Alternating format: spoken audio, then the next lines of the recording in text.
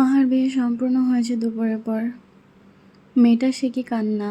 ওর কান্নাকাটি দেখে কায়নাত নিজেও কেঁদেছে। কাশিকা মায়ের কান্না দেখে লজ্জাও পেয়েছে এক পর্যায়ে। বাবা যে মাকে পাগল কেন বলে এটা ওর জানা হয়েও গেছে। বিদায়বেলা এলো শেষে।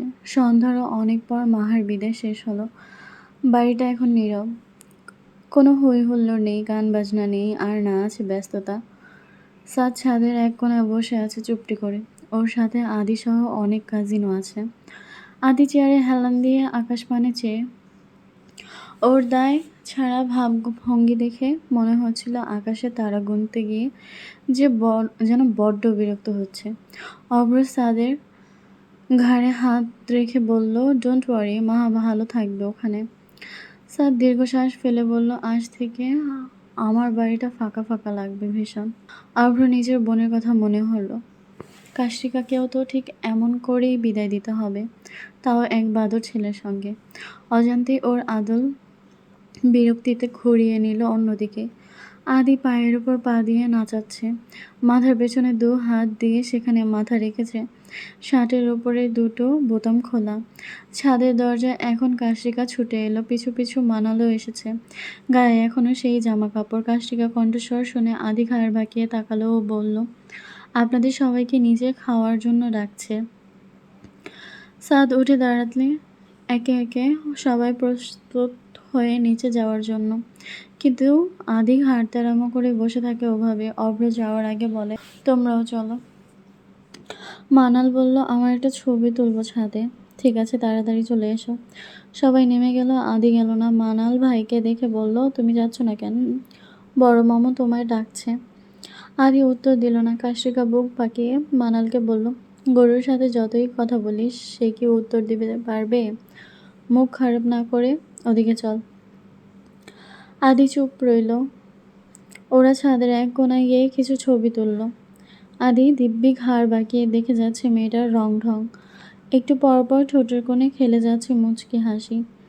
হাসি আড়াল করতে আবারও মুখের সামনে হাত এনে ভ্রু কুঁচকে রেখেছে। কাশিকার সঙ্গে বেশ কয়েকবার চোখাচোখি হলেও কথা আদান প্রদান হলো না একটিবারও। আজ সবাই বৌভাতের অনুষ্ঠান এসেছে ছেলের বাড়ি। বিশাল আয়োজন করা হয়েছে। বিকেলে আলো পড়ে আসার আগেই শহরটা মায়াবী রূপ ধারণ করেছে। চারিদিকে বহুতল ভবনগুলোর ওপর গোধূলির সোনালি রোদ এসে পড়েছে। পিছল ঢালা চওড়া রাস্তার দুই পাশে আলো ছলকানো করতে শুরু করেছে। ছেলের 4তলা বিশাল বাড়িটি আজ আলোয় বন্যায় ভাসছে।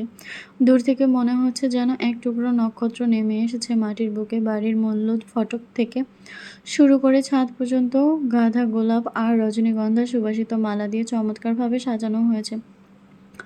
ফটকের সামনে লাল গালি, চা পাতা, আর ভেতরে প্রবেশ করতেই চোখে পড়ে বিশাল এক প্যান্ডেল।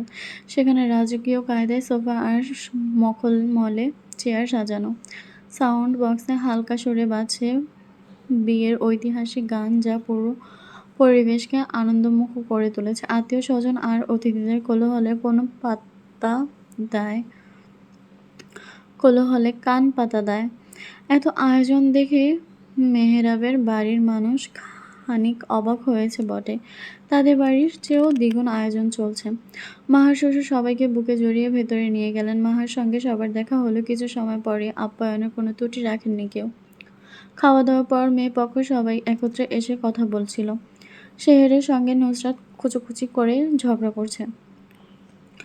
কায়নাত বরাবরের মতোই স্বামীর পাশে চুপটি করে বসে আছে। অন্যদিকে নিশা সেলফি তুলতে ব্যস্ত। স্বার্থ বইয়ের কাণ্ড দেখছে আর মিটিমিটি হাসছে। ওদের সবার কার্যকলাপ দেখে বাড়ির ছেলে মেয়েরা বোকার মতো বসে আছে। কে বলবে ওরা ওদের মা বাবা? একমাত্র অর্ণই যে কিনা নিজের গাম্ভীর্য বজায় রেখেছে বরাবরের মতোই।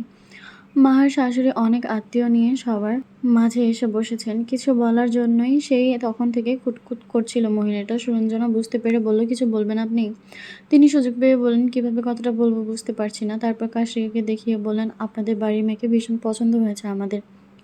আমার ভাইয়ের ছেলের জন্য হাত চাইবো ভাবছিলাম। ছেলে গতকাল বিয়ে বাড়ি থেকে নাকি ওকে পছন্দ করেছে। বোমা ফাটলেও বোধহয় এত আতঙ্ক ছড়ায় না যতটা চৌধুরী বাড়ির মানুষদের মুখের অবস্থা হয়েছে। কায়নাতের হাসি হাসি মুখটা ফাটা বেগুনের ন্যায় চুপসে গেছে। সে এর হাতের কাম্পন সামলাতে স্বার্থের হাত চেপে ধরেছে। হতচ্ছাড়া ছেলের জন্য কবে যেন স্ট্রোক করে মরে যায়। স্বার্থ কেসে উঠল সহসা। আলিনা বেগম বললেন, কি হলো আপনাদের? মেয়ে দিতে সমস্যা আছে? আমাদের ছেলে কিন্তু ভালো চাকরি করে, বাড়ি গাড়ি টাকা পয়সা সব আছে, আল্লাহর রহমতে মেয়েকে আমরা পড়াশোনাও করাবো, কোনো সমস্যা নেই। আদি গালে জিহ্বা ঠেলে কাশরিকার দিকে তাকিয়ে আছে তখনও। এদিকে কাশরিকা আচমকা বিয়ের প্রস্তাব শুনে হতভম্ব হয়ে বসে আছে। আদি দীর্ঘশ্বাস ফেলল, গুছিয়ে নিল কথা। সোজা হয়ে বসার পূর্বেই অর্ণ গমগমে গলায় বলল, ছেলে কোথায় চাকরি করে? গুলশানে, বড় অফিসার। নাম কি? তমাল আহমেদ। ছেলের মা বাবাকে আমার সঙ্গে কথা বলতে বলবেন। অর্ণর প্রস্তাবে আরও এক ধাপ চমকালো সবাই। একজনের চোয়াল ঝুলে যেন। আদি কপালে বিরাট ভাঁজ ফেলে তাকালো মামুর দিকে। বলে, তোমার মেয়ে বলে যা ইচ্ছে তাই করবে নাকি? তোমার বউয়ের পেটে আসার আগে দলিল করেছি ওকে।